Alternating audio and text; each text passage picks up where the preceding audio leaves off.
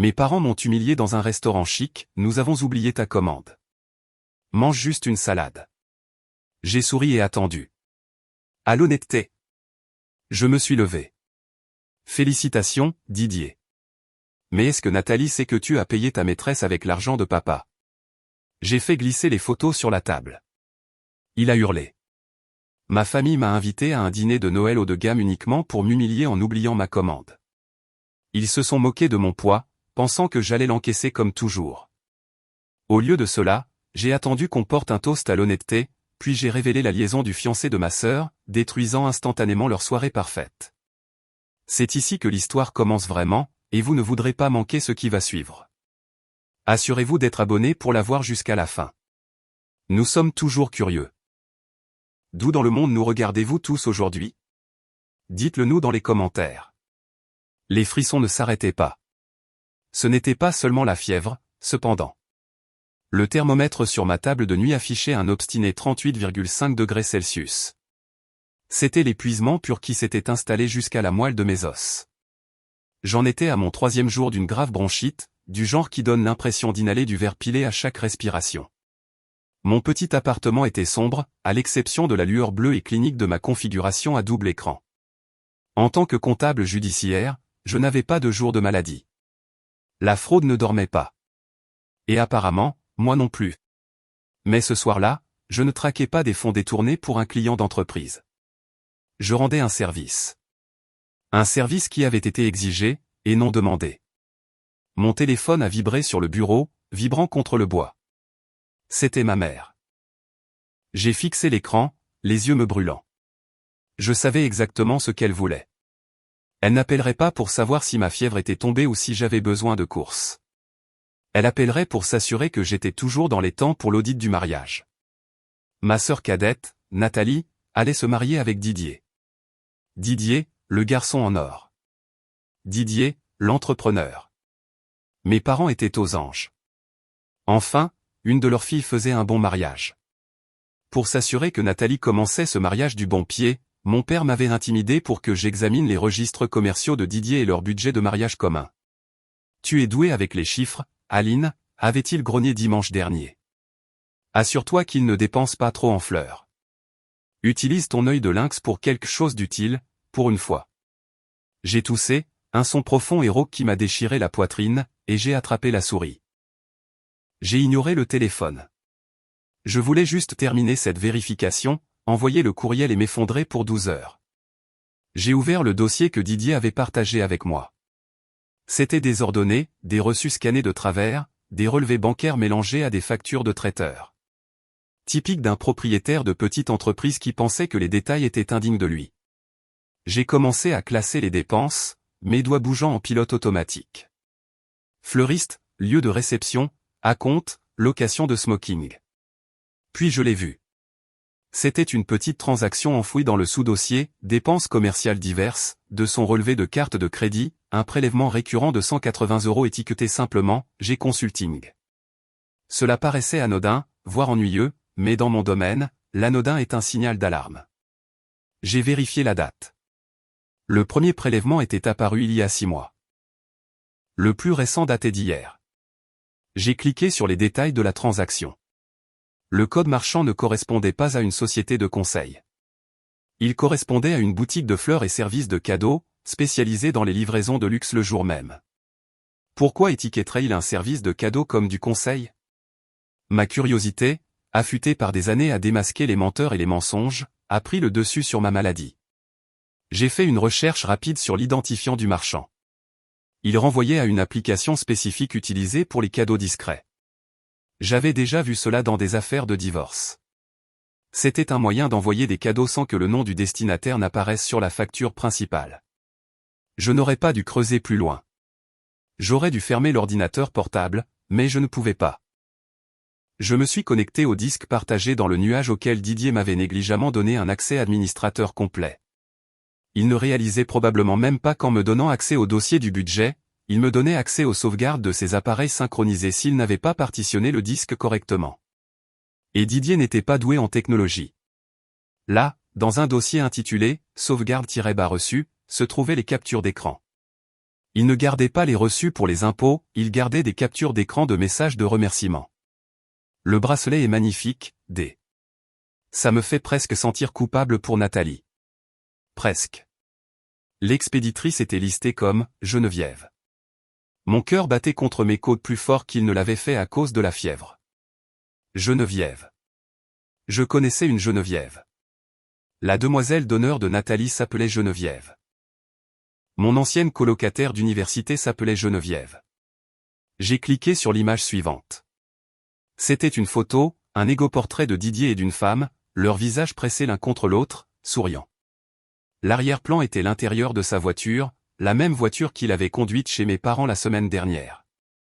La femme n'était pas Nathalie. C'était Geneviève de la salle de sport où ma sœur allait. Celle que Nathalie avait essayé de me présenter parce que, elle est célibataire et désespérée, tout comme toi, Aline. Je me suis reculé, l'air me manquant. Je me sentais physiquement malade, une nausée qui n'avait rien à voir avec le virus dans mon système. J'avais sous les yeux 6 mois d'infidélité documentés, cadeaux, chambre d'hôtel, rendez-vous, le tout financé par le compte que j'étais censé équilibrer pour leur mariage. Le téléphone a de nouveau vibré, cette fois c'était un texto de ma mère, décroche. Nous devons discuter du menu pour jeudi. Tu as intérêt à ne plus être malade. Nous allons au Grand Chêne, et je ne veux pas que tu gâches l'esthétique avec un nez qui coule. J'ai regardé le texto. Puis j'ai regardé la photo de Didier embrassant une autre femme. La trahison n'était pas seulement qu'il la trompait. C'était que j'étais assise ici, détruisant ma santé pour assurer leur avenir financier pendant qu'ils dépensaient cet avenir pour quelqu'un d'autre. La trahison était pire que le diagnostic lui-même. Je fixais le curseur clignotant sur mon écran, l'épreuve de l'infidélité de Didier brillant en haute définition. Le message texte de ma mère restait affiché sur l'écran de mon téléphone, exigeant ma présence, exigeant ma conformité, exigeant que je joue le rôle de l'accessoire magnifique et invisible dans leur tableau familial parfait. Tu as intérêt à ne plus être malade. Les mots résonnaient dans ma tête, froids et tranchants. Il n'y avait aucune inquiétude, pas de « prends soin de toi, ma chérie », juste un avertissement de ne pas les mettre dans l'embarras. J'ai refermé lentement l'ordinateur portable. Mes mains tremblaient, mais le brouillard fiévreux qui avait obscurci mon esprit pendant des jours commençait à se dissiper, remplacé par une clarté froide et cristalline. J'ai bu une gorgée d'eau tiède, le liquide apaisant ma gorge irritée. J'ai décidé de la rappeler. Allô ? La voix de ma mère était sèche, impatiente. Je pouvais entendre le cliquetis des couverts en arrière-plan. Il dînait déjà sans moi, discutant probablement du mariage. « Salut, maman », ai-je dit d'une voix rauque, qui sonnait comme du gravier. « J'ai reçu ton texto. »« Ah, bien. »« Tu as une voix terrible », a-t-elle observé, non pas avec sympathie, mais avec agacement. « Il faut que tu te ressaisisses d'ici jeudi, Aline. » Le Grand Chêne est très exclusif. Nous célébrons officiellement les fiançailles avec la famille élargie. Oncle Gérard arrive par avion.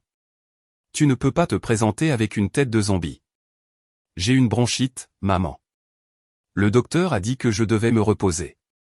Nous avons tous des choses à faire, Aline, m'a-t-elle coupé, d'un ton dédaigneux. Nathalie a besoin d'une sœur qui la soutient. Didier a été si généreux de t'inviter à ce dîner. C'est un menu à prix fixe à 140 € par personne. Le moins que tu puisses faire, c'est de te présenter, de t'habiller bien pour une fois, et de sourire. Et s'il te plaît, porte quelque chose qui te va. Tu sais comment tu deviens quand tu es stressé ? Tu as tendance à gonfler. J'ai fermé les yeux, sentant la piqûre familière de ces critiques m'envahir. C'était toujours comme ça. Mon poids, mes vêtements, mon travail, mon absence de mari, tout était matière à leur déception. Je serai là, ai-je dit, ma voix étonnamment stable. Bien. Et ne sois pas en retard. 18 heures précises. Nous portons un toast juste au début, a-t-elle dit. Et puis, sans un au revoir, elle a raccroché. J'ai posé le téléphone. J'ai regardé à nouveau mon ordinateur. J'ai rouvert le dossier. J'avais tout, les horodatages, les lieux, les photos incriminantes, les textos moqueurs sur Nathalie. Elle est si naïve. C'est mignon, avait écrit Didier dans un message datant de 2 semaines. J'aurais pu l'envoyer par courriel à Nathalie sur le champ. J'aurais pu appeler mon père, mais je savais comment ça se serait terminé. Il s'en prendrait au messager. Il m'accuserait de jalousie, d'essayer de saboter le bonheur de Nathalie parce que j'étais amer et seul. Didier inventerait un mensonge, prétendrait que c'était faux ou que je les avais truqués. Il était charmant, et j'étais la difficile. Non, un courriel ne suffisait pas. Il fallait que je sois là. Il fallait que je voie son visage. J'ai passé les 2 jours suivants à me reposer de manière agressive. J'ai bu des litres de thé, pris mes antibiotiques religieusement et dormi par tranches de 12 heures. J'avais besoin de force. Mercredi soir, Didier m'a appelé. « Salut, Aline », sa voix était douce, suintant cette fausse camaraderie qu'il utilisait chaque fois qu'il voulait quelque chose. Je voulais juste vérifier pour ces chiffres. « As-tu eu le temps de finaliser le tableur du budget ?» Nathalie panique à propos de l'acompte du fleuriste. « J'y travaille », ai-je menti, tapant sur une autre fenêtre où j'organisais ces conversations en un document imprimable au format de document portable. « J'aurai le rapport complet prêt pour vous jeudi. Je peux l'apporter au dîner. »« Parfait », a-t-il dit. « Tu nous sauves la vie, Al, sérieusement, je sais que tes parents te mènent la vie dure, mais j'apprécie. » C'était presque convaincant. Presque. Si je n'avais pas vu le texto où il m'appelait, la sœur comptable potelée de Nathalie, à sa maîtresse, j'aurais pu le croire. « Pas de problème, Didier », ai-je dit, gardant ma voix neutre. Je veux que Nathalie ait exactement la vie qu'elle mérite. C'est le bon état d'esprit, a-t-il ri. On se voit au grand chêne. Essaie de ne pas commander tout le menu, d'accord ? Je plaisante. Il a raccroché, riant de son propre esprit. J'ai fixé le téléphone. Il se sentait en sécurité. Il se sentait intouchable. Il pensait que j'étais juste la sœur silencieuse et rondelette qui faisait des calculs et encaissait les insultes la tête basse. Il pensait avoir trompé tout le monde. Mais ils avaient oublié une chose cruciale, je ne me contente pas de compter les chiffres, je les fais parler. Et demain, ces chiffres allaient hurler. Pour comprendre pourquoi je ne leur ai pas simplement crié dessus au téléphone, il faut comprendre la dynamique. Il faut comprendre ce que j'avais sacrifié pour eux. J'étais l'aîné, mais Nathalie était la star. Dès sa naissance, elle a été la fleur délicate, celle qui avait besoin de protection et de louanges. J'étais le chêne robuste, censé affronter les tempêtes et fournir de l'ombre, mais jamais admiré. Quand j'avais 22 ans, fraîchement diplômé et prêt à commencer ma vie à Lyon, mon père a eu une crise cardiaque. Qui est rentré à la maison pour gérer la quincaillerie familiale pendant sa convalescence ? Moi. Nathalie était à l'université, intégrant une sororité. On ne pouvait pas déranger ses études. Quand Nathalie a été arrêtée pour conduite en état d'ivresse il y a 3 ans, qui a payé l'avocat pour que mes parents n'aient pas à puiser dans leur fonds de retraite ? Moi. J'ai vidé mon compte d'épargne, l'argent que j'avais mis de côté pour un acompte sur un appartement. J'ai fait le virement discrètement, et mes parents ne m'ont jamais remercié. Ils ont simplement félicité Nathalie d'avoir traversé une période si difficile. J'avais passé toute ma vie d'adulte à essayer d'acheter leur amour avec ma loyauté. J'étais leur plan de retraite, leur gestionnaire de crise, leur punching ball émotionnel. Et en retour, j'avais droit à des commentaires passifs-agressifs sur ma taille de pantalon et à l'exclusion des voyages familiaux amusants parce que, la randonnée, ce n'est pas vraiment ton truc, Aline. Et puis Didier est arrivé. Didier est entré en scène il y a 2 ans. Il était habile, trop habile. Il prétendait être un consultant en patrimoine, pour des particuliers fortunés. Il conduisait une BMW en leasing, portait une Rolex qui, j'en étais sûr à 90%, était une réplique de haute qualité, et parlait en mots à la mode, synergie, levier, cryptoactif. Mes parents ont mordu à l'hameçon. Pour eux, il était le fils qu'ils n'avaient jamais eu. Il jouait au golf avec mon père et complimentait la cuisine de ma mère avec un charme qui semblait répété. Mais dès le premier jour, Didier m'a donné la chair de poule. Ce n'était pas seulement l'arrogance. C'était la façon dont il me regardait. Pas avec attirance, Dieu non, mais avec une évaluation prédatrice. La première fois que nous nous sommes rencontrés, il ne m'a pas posé de questions sur mes centres d'intérêt. Il a demandé, alors, comptabilité judiciaire, un domaine lucratif, non. Quel est ton tarif horaire ? Tu es propriétaire ou locataire ? Il m'évaluait. Il calculait ma valeur nette. Le Noël dernier, il m'avait coincé dans la cuisine. Tu sais, Aline, avait-il dit en faisant tourner son scotch, tu as beaucoup de capital dormant dans ton fonds de retraite. Tu devrais me laisser le gérer. Je pourrais le tripler en 6 mois. T'aider à perdre un peu de ce poids financier. Il avait ri en me tapotant le bras. Et peut-être que tu pourrais t'offrir un relooking. Nathalie s'inquiète pour toi, tu sais. Elle dit que tu as l'air fatigué. Il utilisait des insultes enveloppées d'inquiétude, tout comme ma mère. Pas étonnant qu'il l'adore. Il s'intégrait parfaitement. Maintenant, alors que je me préparais pour ce dîner, les pièces du puzzle s'assemblaient. Il n'était pas seulement un tricheur, c'était un escroc. Il épousait Nathalie douce, naïve, gâtait Nathalie parce qu'il pensait que notre famille avait de l'argent. Il ne réalisait pas que l'argent de la famille était principalement immobilisé dans la quincaillerie en difficulté et la maison. Il ne réalisait pas que j'étais la seule à avoir des actifs liquides réels et un avenir solvable. Il utilisait Nathalie. Il se moquait de moi. Et il prenait mes parents pour des imbéciles. J'ai enfilé ma robe. Elle était d'un bleu marine profond, ajustée et nette. Elle ne cachait pas mon corps, elle le blindait. Je me suis maquillé avec précision, couvrant les cernes sous mes yeux, mettant en valeur mes pommettes. Je me suis regardé dans le miroir. Je ne ressemblais pas à la fille malade et fatiguée qu'ils attendaient. Je ressemblais à une procureure entrant dans une salle d'audience. J'ai attrapé mon sac à main. À l'intérieur, bien rangé dans une enveloppe Kraft, se trouvaient les impressions, les messages privés, les photos, les reçus. J'ai vérifié mon reflet une dernière fois. Nathalie n'a pas encore tout vu, ai-je murmuré à la pièce vide. Je suis sorti, prête à gâcher Noël. Le voiturier du Grand Chêne a légèrement ricané quand je suis arrivé dans ma Peugeot 208 de 7 ans, coincé entre un Range Rover noir mat et une Porsche argentée élégante. La Porsche était celle de Didier Hourater, la Porsche de la banque que Didier louait à un taux annuel qui ferait rougir un usurier. Un autre détail que j'avais glané de son rapport de crédit plus tôt dans l'après-midi. Je suis sorti de la voiture, l'air frais du soir mordant ma peau exposée.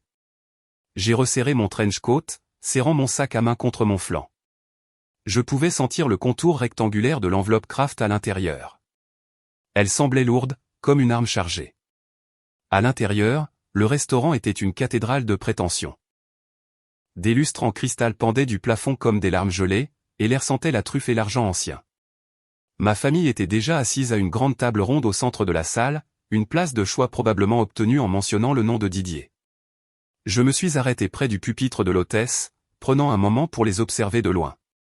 C'était un tableau parfait de dysfonctionnement.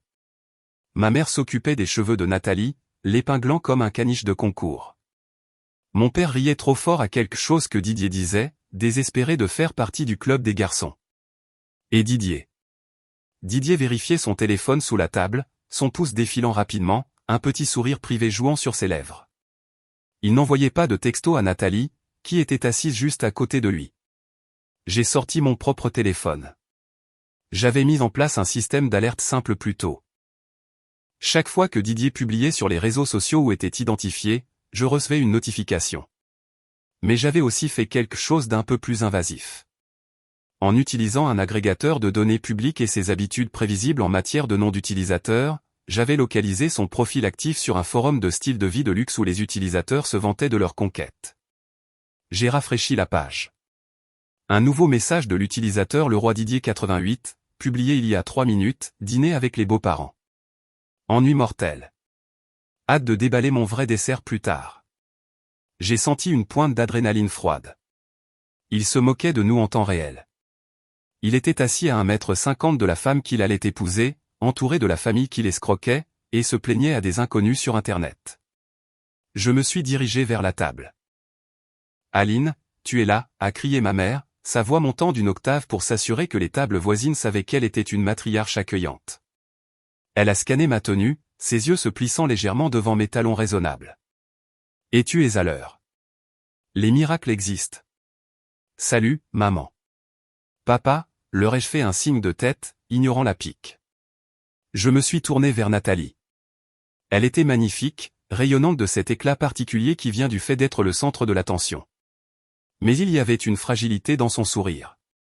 Elle avait l'air fatiguée. « Salut, Nata. Tu es superbe. »« Merci, a-t-elle dit, me serrant brièvement la main. « Je suis contente que tu sois venue. » Didier a dit que tu étais super occupé avec le travail. Toujours occupé, a interjeté Didier, montrant ses dents blanches comme de la porcelaine. Il ne s'est pas levé pour me saluer. Prends une chaise, Aline. Nous avons déjà commandé des entrées pour la table. J'espère que ça ne te dérange pas, je me suis assise sur la seule chaise vide, directement en face de Didier et Nathalie. Le positionnement était parfait. J'avais une vue directe sur son visage. Alors, a tonné l'oncle Gérard du bout de la table. Gérard était le frère de ma mère, un homme bruyant et effronté qui avait fait une petite fortune dans les concessions automobiles et pensait que l'honnêteté n'était qu'une excuse pour être impoli. C'est donc elle, la magicienne de la finance, hein? Celle qui vérifie les comptes? C'est moi, ai-je dit en dépliant ma serviette. Trouver un trésor enfoui, a ri Gérard en frappant la table. On pourrait dire ça, ai-je répondu, mes yeux fixés sur ceux de Didier. Le sourire de Didier a vacillé une nanoseconde, une lueur d'inquiétude traversant ses traits avant qu'il ne la masque avec une gorgée de scotch. Aline est très minutieuse, a-t-il dit doucement. Mais tu sais ce que c'est, Gérard. Les mariages coûtent cher. Il faut dépenser de l'argent pour créer des souvenirs, n'est-ce pas? Exact, a renchéri mon père. Et rien n'est trop beau pour ma Nathalie. Le serveur est arrivé à ce moment-là, équilibrant un grand plateau. Il a commencé à placer des assiettes complexes de carpaccio de bœuf, de risotto au homard et de frites à la truffe devant tout le monde. Il a fait le tour dans le sens des aiguilles d'une montre, servant mon père, ma mère, l'oncle Gérard, Nathalie, Didier. Et puis il s'est arrêté. Il a regardé son plateau. Il était vide. Il m'a regardé, puis la table, puis de nouveau son plateau. Je m'excuse, madame, a balbutié le serveur en regardant son carnet. Il semble qu'il me manque un plat principal. J'ai le filet pour le monsieur, le bar pour la dame. Je n'ai pas de commande pour cette place.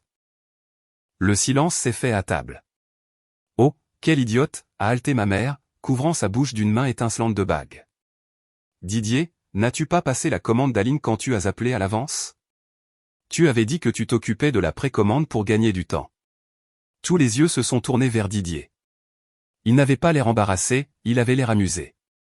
Oh, mince. C'est ma faute, a dit Didier en haussant les épaules sans effort.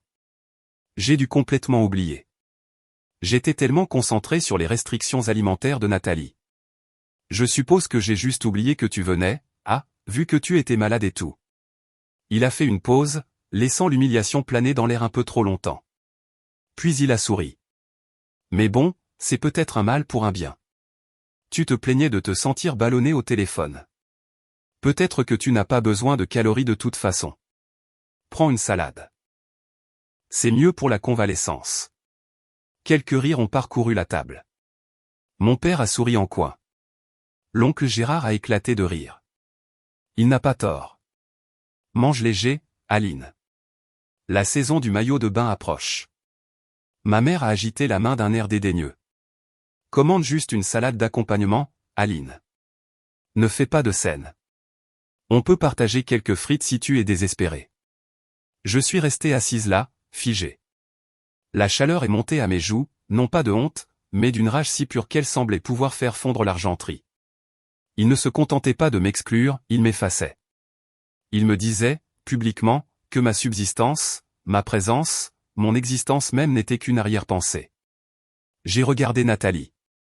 Elle regardait son assiette, évitant mon regard. Elle savait que c'était mal, mais elle ne parlerait pas. Elle ne parlait jamais. Ce n'est pas grave, ai-je dit d'une voix calme. Je n'ai pas faim. Tu vois? Problème résolu, a dit Didier en coupant son steak. Alors, Gérard, parle-moi de cette nouvelle concession. J'ai plongé la main dans mon sac et touché le papier froid de l'enveloppe. Mange bien, Didier, ai-je pensé. Parce que l'addition va te rester en travers de la gorge. Le dîner s'est poursuivi dans un tourbillon de cliquetis de couverts et de conversations autoglorifiantes. Je suis restée assise, les mains croisées sur mes genoux, mon set de table vide un drapeau blanc de reddition à leurs yeux. Le serveur avait maladroitement placé une petite corbeille de pain près de moi, ayant clairement pitié de moi, mais je n'y avais pas touché. J'observais Didier. Je l'ai regardé charmer mon père en parlant de la volatilité du marché et de l'allocation d'actifs. Je l'ai regardé toucher le bras de Nathalie de manière possessive chaque fois qu'il faisait une remarque, comme si elle était un accessoire dans sa présentation. Le mariage va être l'événement de la saison, a déclaré ma mère en sirotant son 3e verre de chardonnay. L'arche florale à elle seule coûte une fortune, mais Didier a insisté. Il a dit, seulement le meilleur pour ma reine. En fait, ai-je dit. Ma voix n'était pas forte, mais elle a tranché dans le brouhaha comme une lame de couteau. La table s'est tue. Ma mère a froncé les sourcils.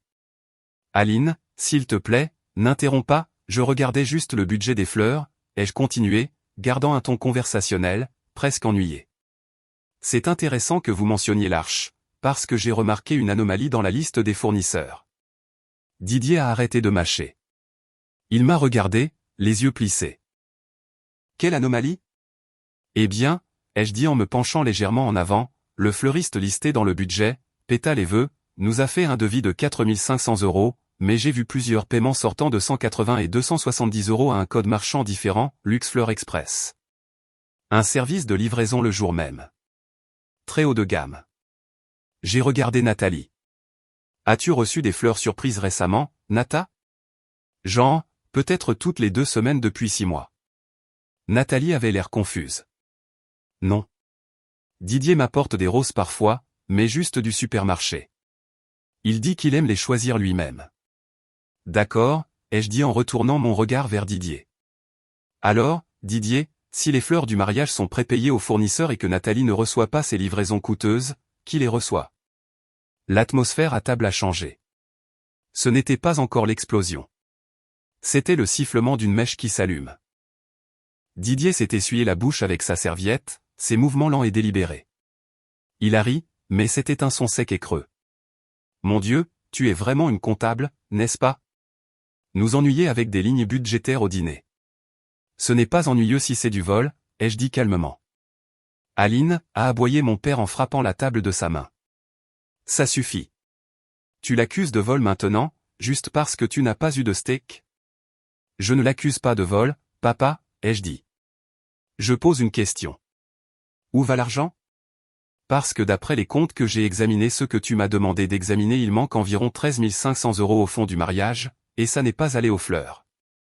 La tête de Nathalie s'est relevée d'un coup. 13 500 €?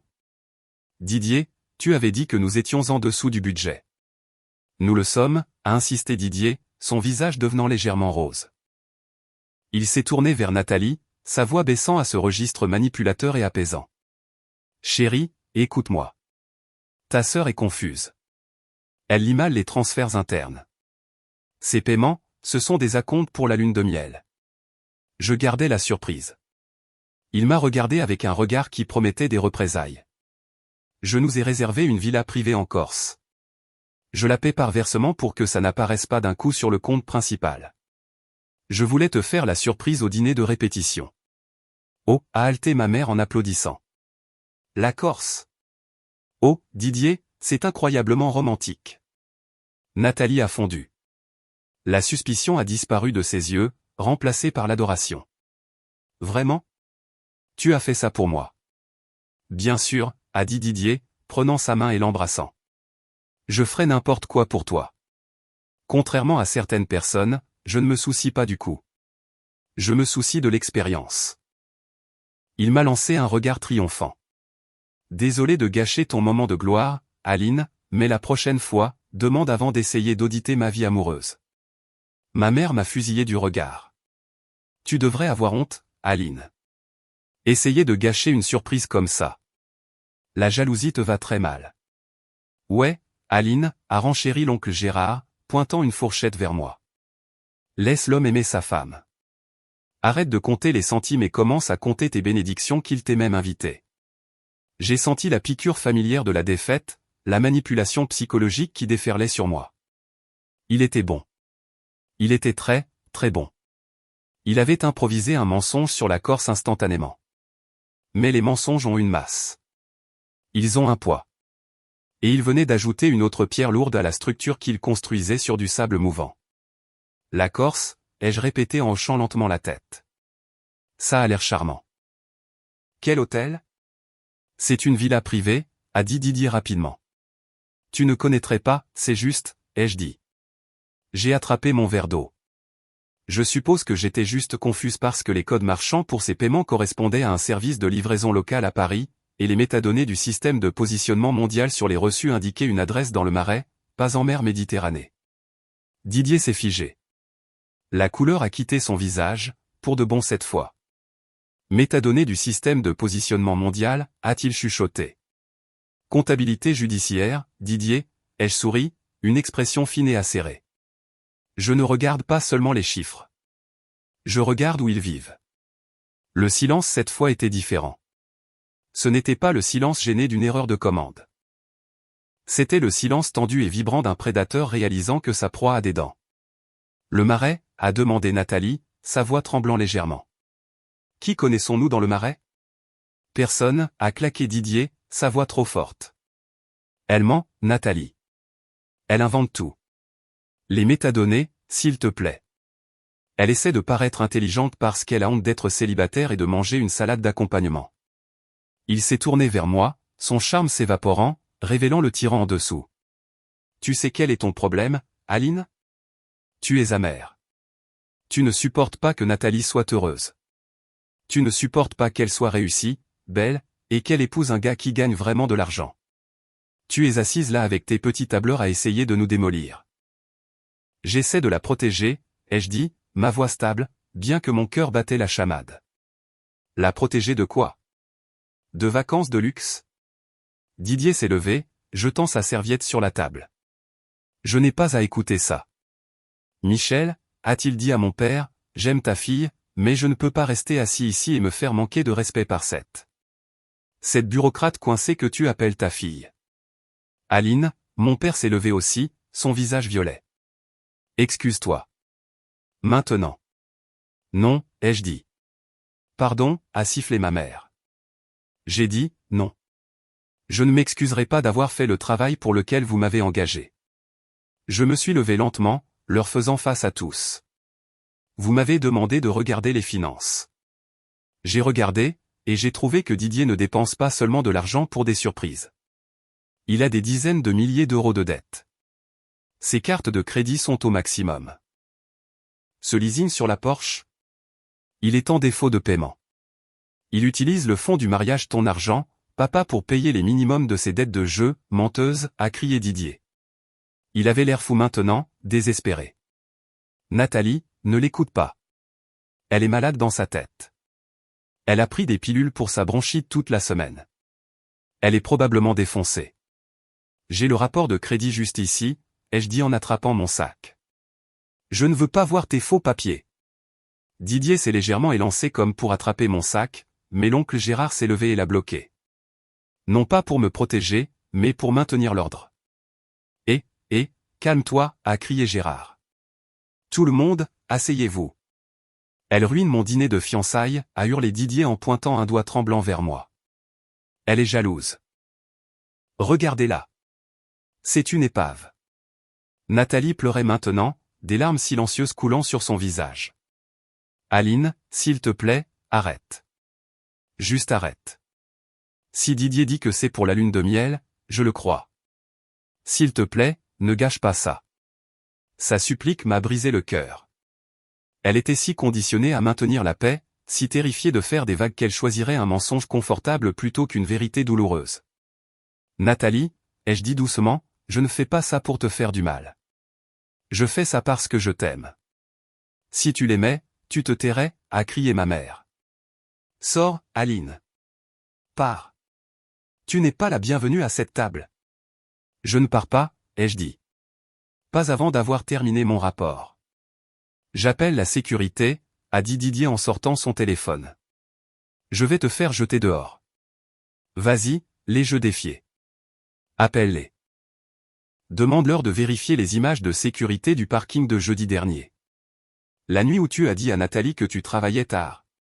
Tu étais ici, à ce bar, avec une femme blonde qui n'était certainement pas une cliente. Didier a arrêté de composer. Il m'a fixé, sa bouche s'ouvrant et se fermant. Je n'ai pas seulement vérifié les chiffres, Didier, ai-je dit, ma voix baissant à un murmure qui a traversé la table silencieuse.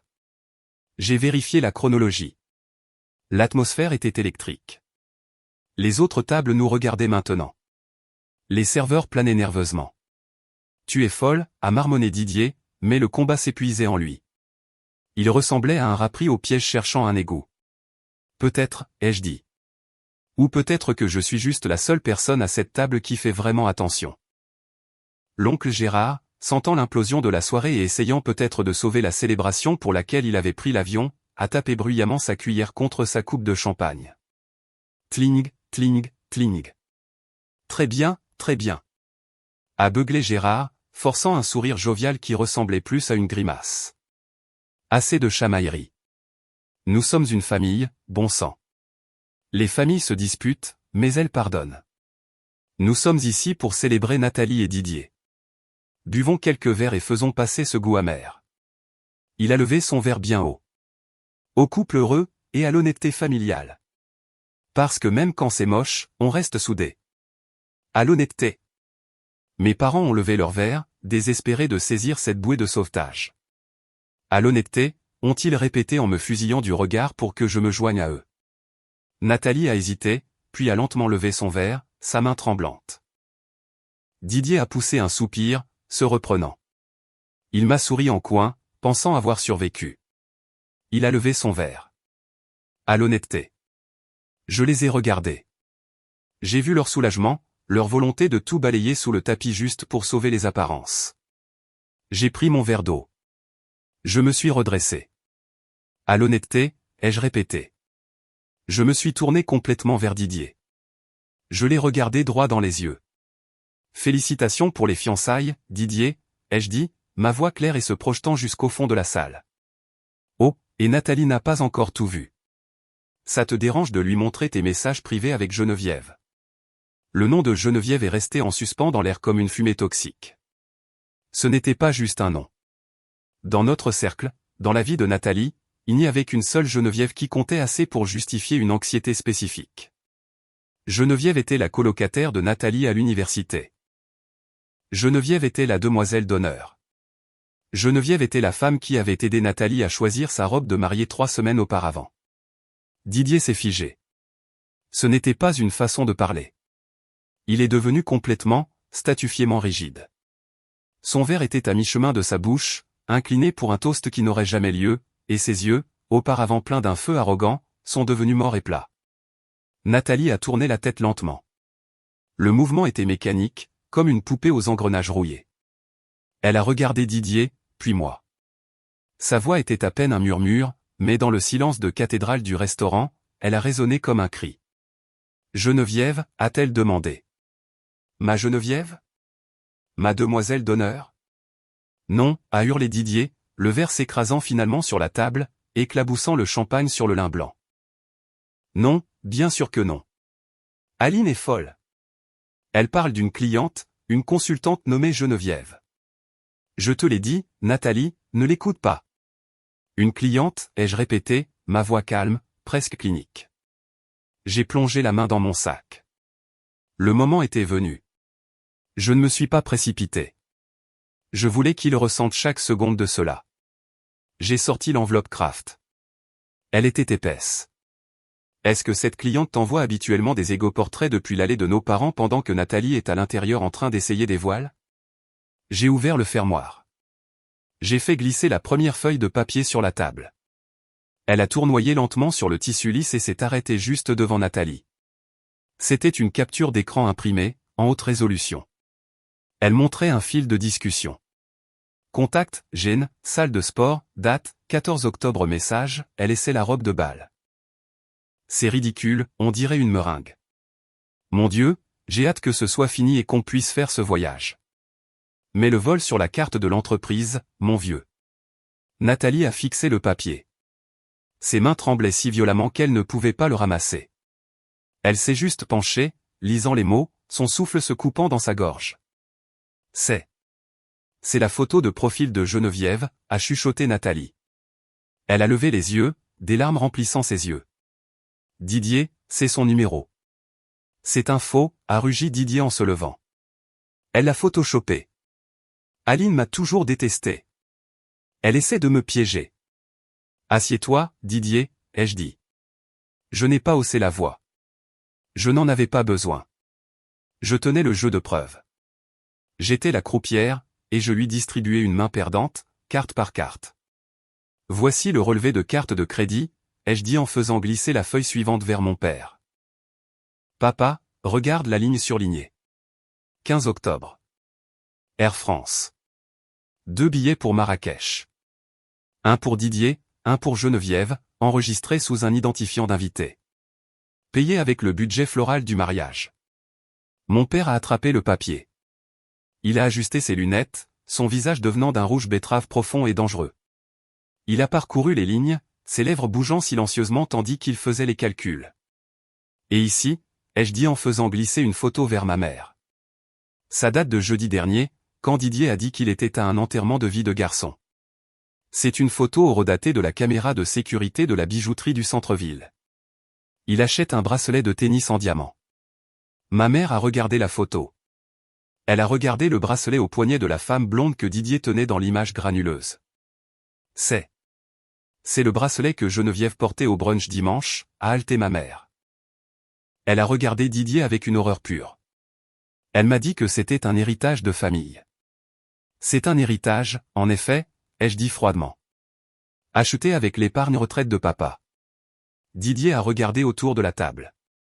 Les murs se refermaient. Le charme avait disparu.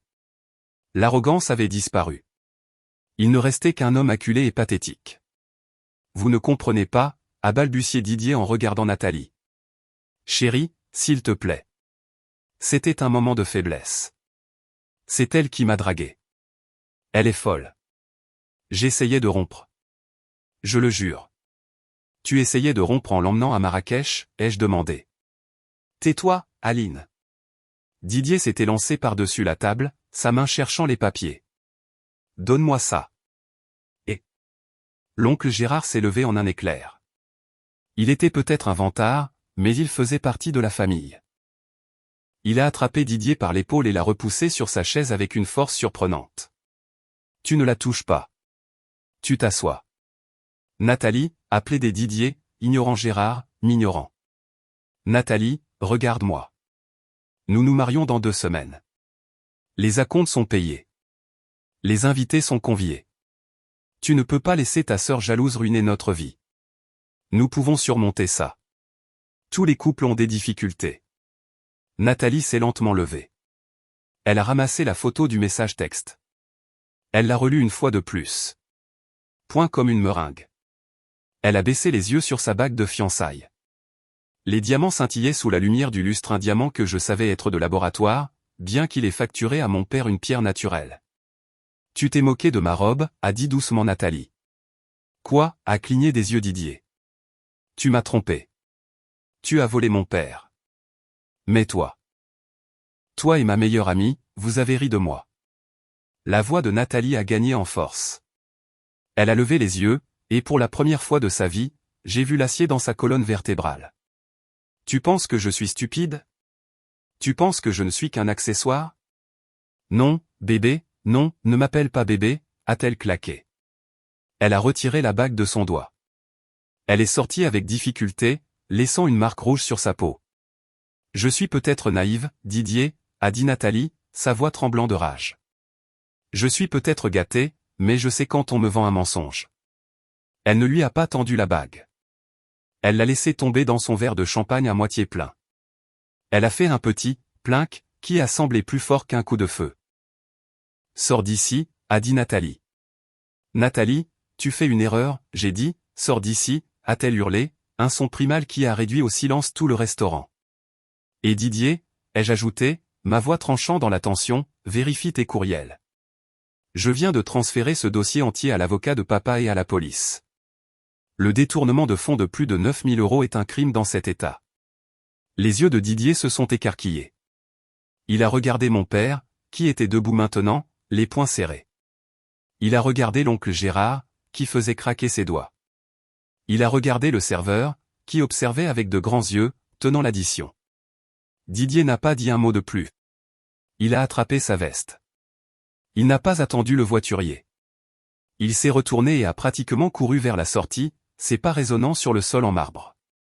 Le silence qui a suivi était lourd, épais des décombres d'un avenir détruit. Mon père s'est affalé sur sa chaise, la tête entre les mains. Mon argent, a-t-il gémi. Les comptes de l'entreprise. Ma mère pleurait, s'épongeant les yeux avec une serviette. Le mariage. Les invitations. Nathalie est restée là, tremblante. Elle m'a regardé de l'autre côté de la table, la sœur qu'elle avait ignorée, la sœur qu'elle les avait laissés se moquer d'elle il y a à peine 20 minutes.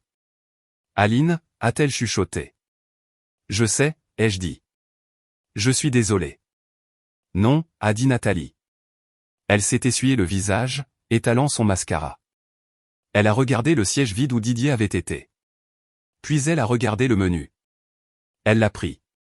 Serveur, a appelé Nathalie, sa voix brisée mais déterminée. Le serveur stupéfait s'est avancé. Oui, mademoiselle? Nathalie m'a désigné du doigt. Apportez un menu à ma sœur, a-t-elle dit. Et apportez-nous la carte des vins. La vraie, pas le vin maison que Didier a commandé. Elle m'a regardé, les yeux rouges mais clairs. Et apportez-lui un steak, saignant, et le gratin de macaroni au homard. Nathalie, tu n'es pas obligée, ai-je commencé. Si, je le suis, a-t-elle interrompu.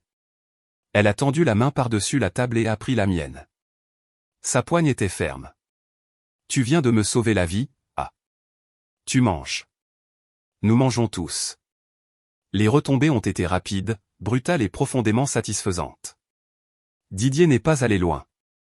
Il a été arrêté 2 jours plus tard à l'aéroport Charles de Gaulle, tentant d'embarquer pour un vol vers Nice avec une carte de crédit qu'il avait volée dans les registres de l'entreprise de mon père. Il s'est avéré que je n'étais pas la seule qui l'avait escroqué. 3 autres familles dans la région Île-de-France le connaissaient comme un conseiller financier, et la police judiciaire constituait un dossier contre lui depuis des mois. Mon dossier n'était que le dernier clou dans un très grand cercueil. Le mariage a été annulé. Les acomptes non remboursables ont été perdus, mais grâce à ma documentation de la fraude, l'assurance a couvert la majeure partie des frais du lieu de réception. Geneviève, la demoiselle d'honneur, a disparu des réseaux sociaux et est retournée dans sa ville natale dans la Creuse dans la semaine. J'ai entendu dire qu'elle avait essayé de contacter Nathalie une fois, prétendant avoir été manipulée par Didier, mais Nathalie avait bloqué son numéro sans un mot. Mais le vrai changement s'est produit à l'intérieur de la maison. Une semaine après le dîner, j'étais chez mes parents, assise à la table de la cuisine. Mais cette fois, je n'étais pas caché dans une chambre d'amis avec un ordinateur portable, j'étais en bout de table. Mon père était assis en face de moi, une pile de registres entre nous. Il avait l'air plus vieux, plus fatigué, mais pour la première fois de ma vie, il me regardait avec respect. Alors, a-t-il dit en ajustant ses lunettes, l'audit judiciaire montre que nous pouvons récupérer environ 60% des actifs liquides si nous engageons immédiatement une poursuite civile. Oui, ai-je dit en pointant une feuille de calcul. J'ai déjà rédigé la déclaration sous serment pour la banque. Ils gèleront ses comptes restants d'ici midi.